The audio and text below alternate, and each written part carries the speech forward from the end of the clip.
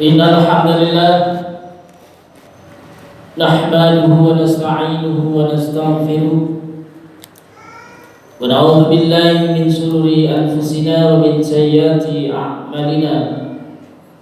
May yahdihillahu fala mudilla lahu wa may yudlil fala hadiya lahu. Asyhadu an la ilaha illallah wahdahu la syarika lahu wa asyhadu anna Muhammadan 'abduhu wa rasuluhu la nabiyya ba'dahu. Allahumma shalli wa sallim ala nabiyyina Muhammadin wa ala alihi wa ashabihi ajma'in, amma ba'd. Qala ta'ala, a'udzu billahi minasy syaithanir rajim. Ya ayyuhalladzina amanu taqullaha haqqa tuqatih wa la tamutunna illa wa antum muslimun. Wa qala aidan, a'udzu billahi minasy syaithanir rajim. Wasta'inu bis-sabri was-shalah wa innaha lakabiratun illa 'alal khashi'in. Shadaqallahul 'azim. Alhamdulillah, pada kesempatan siang hari ini kita masih diberi kesempatan, kekuatan, kenikmatan, nikmat Islam, nikmat iman, serta nikmat sehat, sehingga pada kesempatan hari ini kita bisa masih mampu dan diberi kesempatan Allah untuk menjalankan perintah Allah, seruan dari Allah, panggilan dari Allah, kewajiban dari Allah, yaitu sholat Jumat secara berjamaah. Salawat beriring salam semoga selalu tercurahkan pada junjungan Nabi kita Muhammad sallallahu alaihi wasallam, Nabi akhir zaman. Tiada nabi setelah wafatnya Nabi Muhammad sallallahu alaihi wasallam. Jamaah salat Jumat rahimakumullah,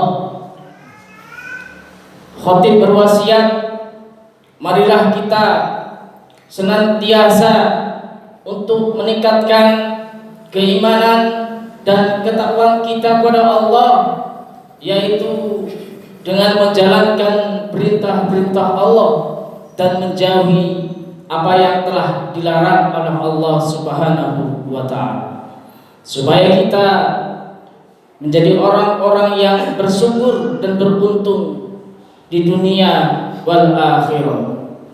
Pada kesempatan khatib pada siang hari ini, kita akan sampaikan sedikit materi yang berjudul efek samping dalam membaca Al-Quran.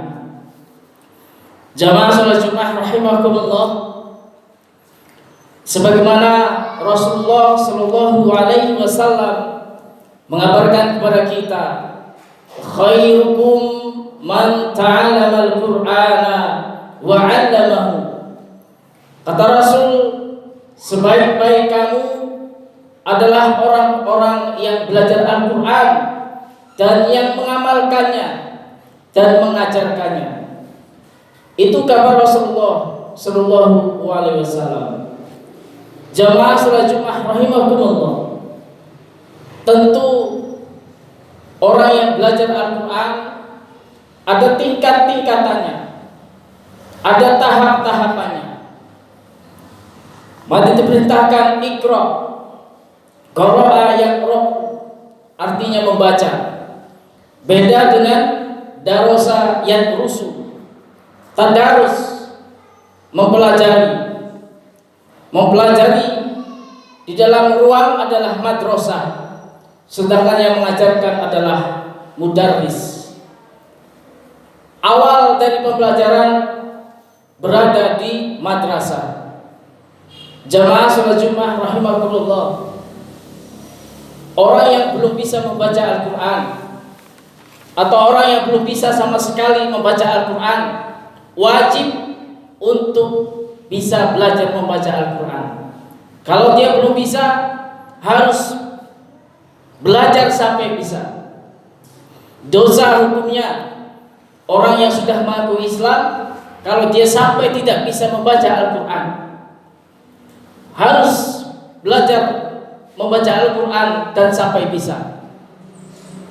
Jamaah, sedangkan kalau kita sudah belajar Al-Quran dan kita sudah bisa dan lancar membaca Al-Quran, maka dihukumi sunnah saja. Jadi orang yang sudah bisa membaca Al-Quran, hukumnya sunnah. Sedangkan hukum orang yang harus tahu tafsirnya, harus tahu tahsinnya, itu hukumnya fardu kifayah. Kalau sudah ada di antara kita di satu desa ini, satu orang atau dua orang bahkan lebih, sudah bisa tahsin Al-Quran, sudah bisa tahsinnya atau mengartikan Al-Quran, maka gugurlah kewajiban yang lainnya. Orang yang belum bisa membaca Al-Quran sama sekali, hukumnya wajib ain. Dosa hukumnya kalau tidak belajar sama sekali. Sedangkan orang yang sudah lancar membaca Al-Quran, hukumnya sunnah saja. Boleh membaca, boleh tidak, tapi lebih utama untuk membaca. Sedangkan orang yang sudah bisa membaca Al-Quran, boleh belajar tahsinnya atau tafsir Al-Quran, tapi hukumnya fardu kifayah. Boleh belajar, boleh tidak, tapi lebih utama untuk belajar daripada tidak belajar. Jamaah salat Jumat rahimakumullah, marilah kita untuk sering-sering mengamalkan atau membaca Al-Quran.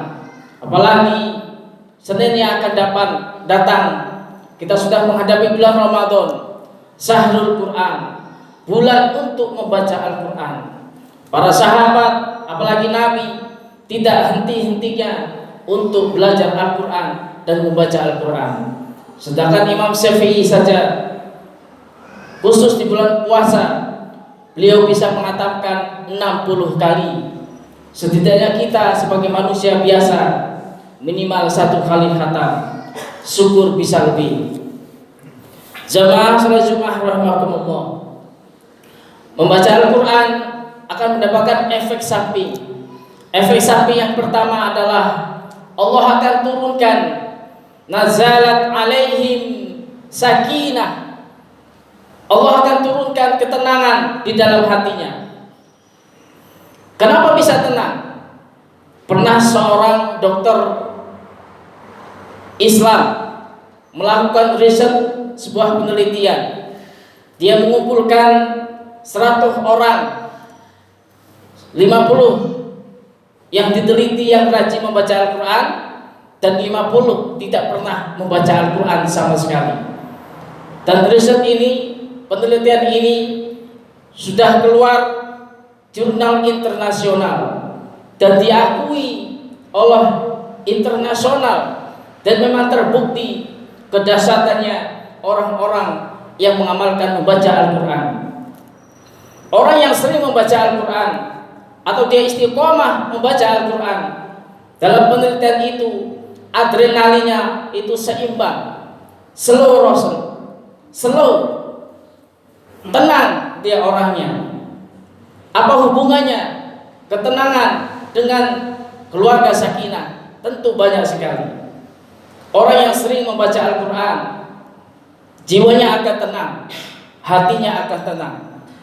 Kalau semua masalah yang dihadapi dengan ketenangan, maka ada masalah-masalah dari luar ataupun masalah-masalah dalam rumah tangga, dia akan dihadapi dengan ketenangan.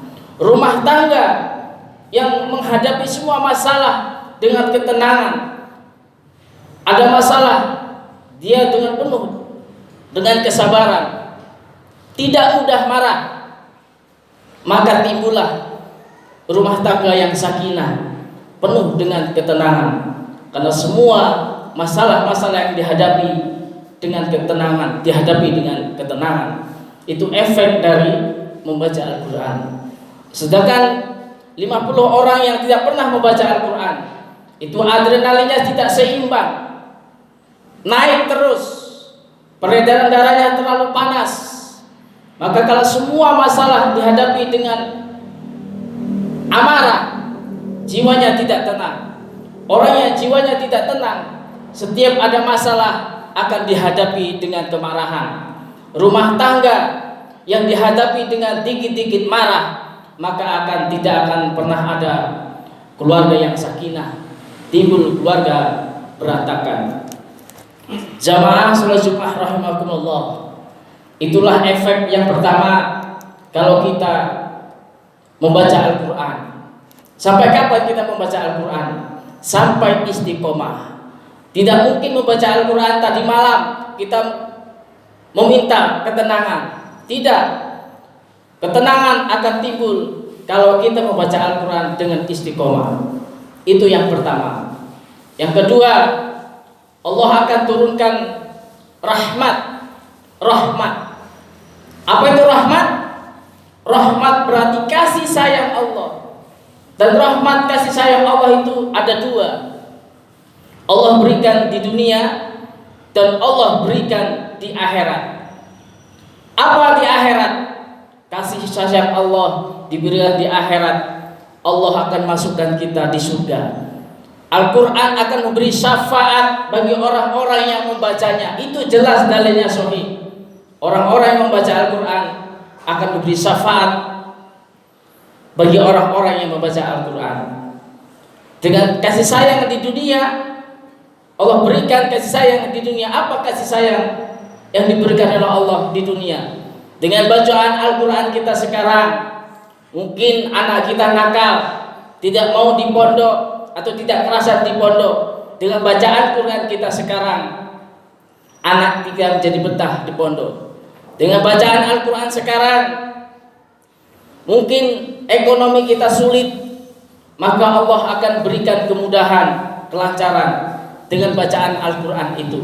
Dengan bacaan Al-Quran sekarang, mungkin rumah tangga kita panas.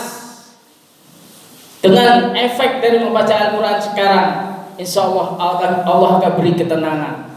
Dengan bacaan Al-Quran sekarang, mungkin kita, keluarga kita yang sakit-sakitan, bahkan sakit, Allah sembuhkan dengan wasilah membaca Al-Quran kita dengan rutin. Jamaah salat Jumat rahimakumullah.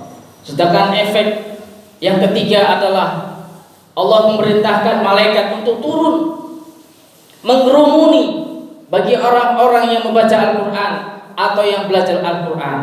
Allah tuh malaikat turun untuk mengerumuni orang-orang yang belajar Al-Quran atau membaca Al-Quran. Apa yang dilakukan malaikat? Malaikat melihat kita dan sujud dan berdoa kepada Allah. Malaikat mendoakan kita, orang-orang yang belajar Al-Quran dan membaca Al-Quran. Apa doa malaikat? Ya Allah, ampunilah dosa orang-orang yang membaca Al-Quran dan yang belajar Al-Quran. Ya Allah, apabila dia bertobat, maka terimalah taubatnya. Itu doa malaikat. Kalau sudah malaikat berdoa, tidak mungkin tidak dikabulkan. Karena ada orang dalamnya Allah, yaitu malaikat. Sedangkan yang keempat, efek samping yang keempat adalah Allah akan memuji-muji hambanya. Allah akan menyebut-nyebut hambanya yang sedang belajar Al-Quran, yang sedang membaca Al-Quran di makhluk langit yang tidak diturunkan ke bumi. Itulah 4 efek samping kalau kita belajar Al-Quran dan membaca Al-Quran. Aku qouli hadza wa astaghfirullah li wa lakum innallaha ghafurur rahim.